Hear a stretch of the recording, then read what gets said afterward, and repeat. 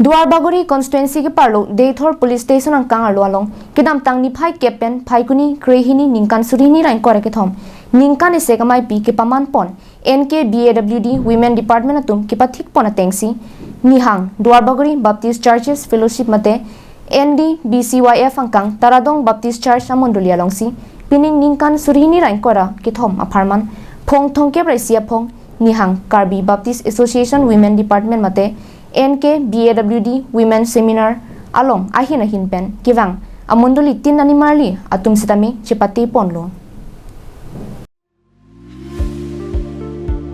Labangso ni Marli Krungsai Amayalong kicheng pen kijut anaphan thanbang mati speaker laki ni Karbi Baptist Association mati NKBA Executive Secretary Reverend Tenson Bay Mission Board Chairman Reverend Unique Terang NKBA Christian Education Board Chunbang Reverend Abraham Taro Lapen Puta Karbi Baptist Association mati PKBA pen Roslyn Taro piatum henlo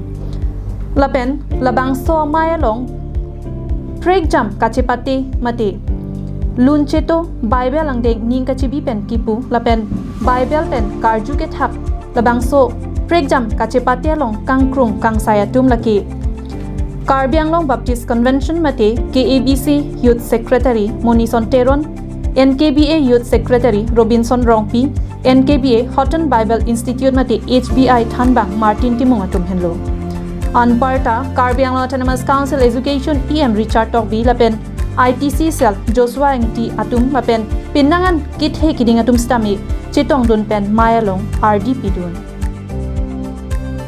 Labangso mayalong Karbianglong Autonomous Council EM Richard Tokbi pen Jumesen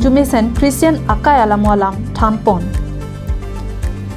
Labangso ni Marli Amayalong kicheng pen kijut anaphan kiro karchomati praise and worship ke japon laki NDBC YF ariso nimso atum pensi maesek lun parjuponlo lapen kaddu kave Karbianglong lapu isanat attokan open mondoli pharoi sira kritrok ani marli chetong pon lapen women seminar along armu ka chetong pon aphai lake bangsuri hinira pharo pho armu chetong dunsi bangso NKBAWD mesen ingsamjin pen pajut ponlo Karbi Baptist Association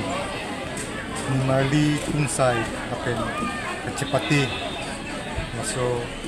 a program along nili famsami ng kapunsi nili ngarong pen alang to NDBC a leader doan church pen NKBA Reverend Pastor doan famsami kirupido apen ongdung ani Marli tumpen so Krungsai mailong chitong kirupido News Report Karbianglong Live